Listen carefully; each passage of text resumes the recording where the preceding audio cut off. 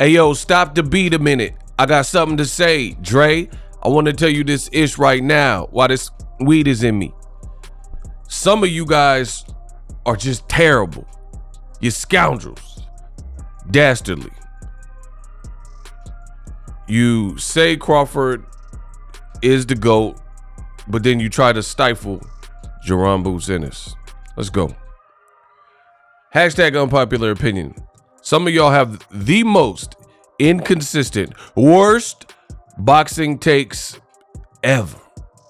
People saying Jaron Ennis doesn't deserve a Terence Crawford fight, but then those same people are also saying that Jaron Ennis ain't fought nobody, or they get mad when the IBF orders a fight with a Cody Crowley and they call it a weak fight. So let me get this straight, people.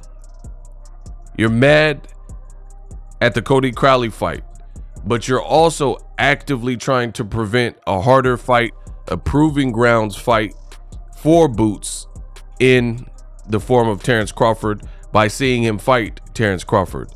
You guys let me know what type of sense that makes. And it's not looking good. Jaron Ennis has been one of my favorites to watch as far as the up-and-comers on my channel. I've openly told you guys that. I like Crawford. I like Errol Spence. You know, I really like this generation's welterweights as a whole. And I like great fights. So let me just recap what I said. Instead of reading the tweet, let me break it down further.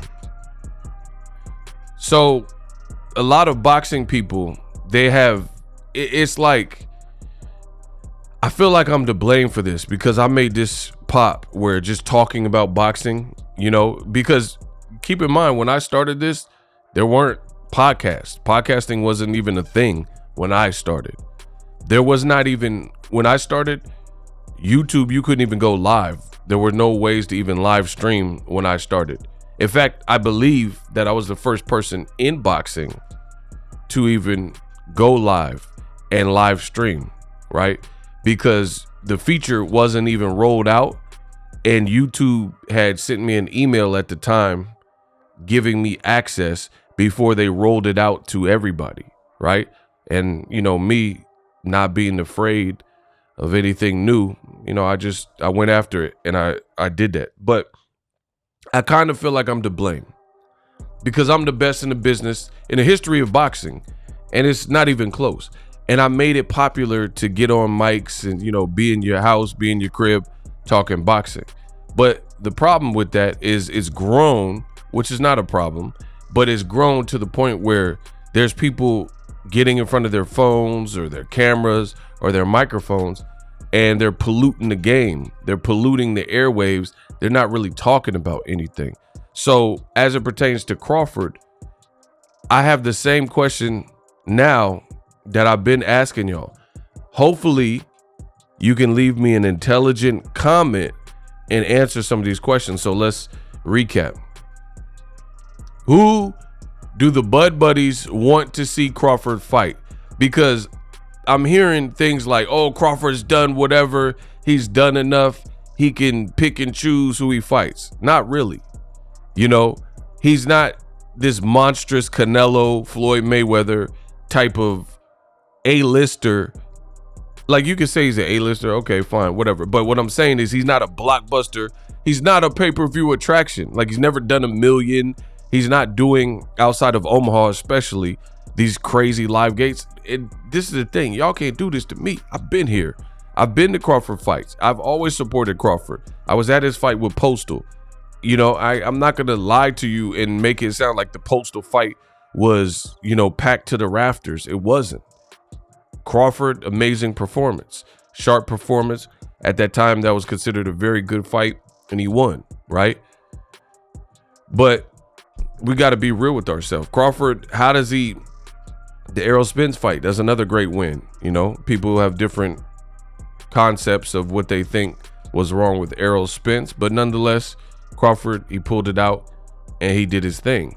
But to act like Crawford has just done so much to the point where he could pick and choose, and everybody else is peasants compared to him. It just doesn't make sense.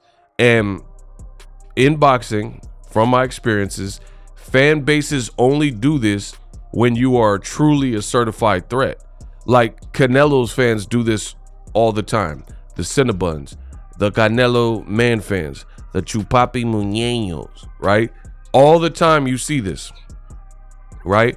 Where the known certified threats, the fights that you think would be the best fights for Canelo, right? Be it Andrade at a point in time or Jamal Charlo at a point in time. I'm not saying these people are still the candidates, but even more recently, David Benavidez, Bivol rematches, they steer away from those fights. And they tell you all these reasons. Oh, Bivol, he don't bring nothing to the table, but he beat Canelo.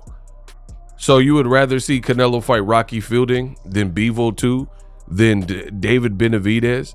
You'd rather see him fight Avni Ildrum or whatever than fight against, a certified person in his division like a David Benavidez? And ironically enough, I seem to be the only one in boxing that is this consistent. Crawford fans are doing the same thing that Canelo fans are doing. Crawford, great fighter, pound for pound fighter, whatever.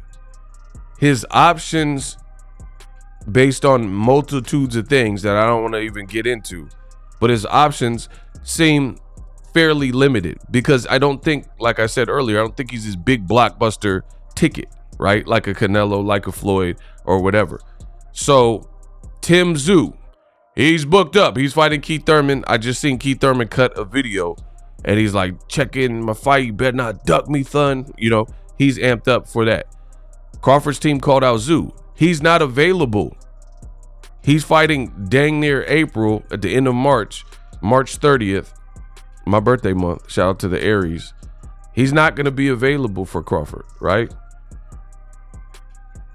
So what is Crawford? Crawford literally fought one time last year in July, I believe. So Crawford fans want Terence Crawford off of an amazing performance. Just hear me out. Off of amazing Errol Spence performance, they want him to fight one time a year, and they want him to just wait on the sidelines for the perfect opportunity and only select certain fights that he deems are the meal ticket. It's like, what is that? I'm not even knocking Crawford wants to fight Canelo, whatever, because he's a fighter. That's what fighters do. They fight. So I'm not even mad that he proposed the idea. You know what I mean? Because if you look at it, anybody like Tank Davis is the face of boxing. Everybody calls out Tank Davis, from welterweights to Conor Benn. Crawford said he would fight Gervonta Davis. You had a ton of guys, like not even people in this division are calling him out. Devin Haney, Shakur says the biggest fight is me and Tank. So that's what happens when you're Canelo, when you're Gervonta Davis, when you're the face of boxing. Everyone's going to call you out. So I'm not even mad at that. But the fight doesn't really make any sense. Crawford being a welterweight, Crawford doing nothing 154, 160, definitely nothing at 168. And then you got a guy like Boots Ennis who's right there on the cusp. And he literally is the old Jew. The guy who's calling out Errol Spence, the guy who's saying he'll fight Conor Benn, the guy who's saying he'll fight Terence Crawford, the guy who's been looking dazzling and undefeated and hard to beat. And Crawford and his team just keep dumping on the whole idea. And the funny thing is this: when you mention a fight with Jaron Ennis for Crawford, the logic is, oh, these are just failed Errol Spence fans who are angry that Errol Spence lost. So as a result, they're trying to throw Jaron Ennis on Crawford. What?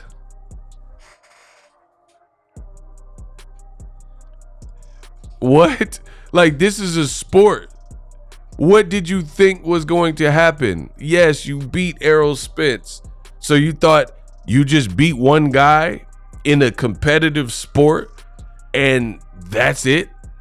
There's just, you don't want, that's like if somebody, a musician, achieves, let's say Jay-Z gets a Grammy. Ain't nobody dumping a hove, you ain't in sanitation or a sanitarium. Say when. Say when, spied by boss, got my chariots to fight. Everybody took shots in my body appetite. Hove got flow, though he's no big pot, but close down post when I got me right and go. Media metal, Nick, so you settle. Hey, buddy, want to be Bobby Brown to be Bobby, then you got to be Bobby now, right? Let's say Hove, one take Hove. I be one taking my stuff, bro. I'm like Hove, I be one taking my stuff, and it don't be written. So anywho, that's just some hip hop for you. Let's say Jay-Z gets a Grammy. So because he achieved this accolade, because he achieved this recognition, if he drops an album, he's not supposed to put out another fire album because he's reached the pinnacle, the apex, the peak, right? He's arrived. What are we talking about? Just because you win a Grammy, if you're an actor and you win an Oscar, you don't got to put out good movies thereafter. Brad Pitt, Denzel Washington, yeah, okay, right? Denzel, Leonardo DiCaprio, De Niro, they don't have to put out good movies because they've arrived and they've earned an Oscar. So what are we talking about? Crawford, his Errol Spence fight, let's say it's a Grammy winner. But if you continue, as long as you continue to fight, people are going to match you up with the next order of business unless you decide to do like Andre Ward and you have this apex predator type of win over Kovalev that makes you undeniable, and you've done so much like Super 6, like Andre Ward and stuff, where you're like, this is a good stopping point. You know, my body's breaking up maybe a little bit. I'm getting older, other things I want to do. So that's cool. But it looks like, for me, it looks like Crawford is doing it in a sneaky way. It looks like he truly wants to retire, but he's looking to cash out for like one last big score. I feel Crawford doesn't feel appreciated. You know, there's decisions he made, like staying with Top Rank, and that didn't work out. You seen at one point he was suing Bob Arum, and I think he's like almost disgruntled, and then he has this big win on Errol Spence. But the thing is, this is a great win for him, the Errol Spence win. But at the same time, you're letting so much time elapse. I don't see that, for me, as being good for Terence Crawford. You're 36, 37, and you're coming off a great performance, and people are going to forget, out of sight, out of mind, if you don't get back in the ring. So to me, the Boots fight makes a whole lot of sense. But then you talk to any diehard Bud Buddy Crawford fan, they're telling you everything that's wrong with Boots. But then they're clowning Boots. Oh, you're an email champ. Oh, you ain't fought no one. Oh, I don't want to see the Cody Crowley fight. Which one is it? You hate the Crowley fight. You hate Boots' resume. Crawford's resume is not that great, in my opinion. It's not that great in its totality, right? And you're trying to stifle Boots from what seems like a rightful option for Bud Crawford. It really does. But for some reason, between Crawford's camp and his fan base, his base, is like they're saying everything but, yeah, let's try to negotiate with Boots. And then the other part that doesn't make sense for me is Crawford says he offered Boots the fight on BLT Prime. He offered to fight twice. But then now you have this laundry list of excuses of why the fight doesn't make sense. Lose-lose situation. Boots is only fighting in small theaters. Boots ain't done nothing. I'm looking for big fights. So why did you offer the fight 2 times, allegedly, if all these things existed? Boots is fighting in small theaters and he's a lose-lose situation. If that's how you felt, then how or when did you offer the fight twice if it wasn't, all these things were the case? So I really don't get it. Stay tuned to the channel. YouTube will show you some other videos that I've done, and you guys need to answer that in my comment section.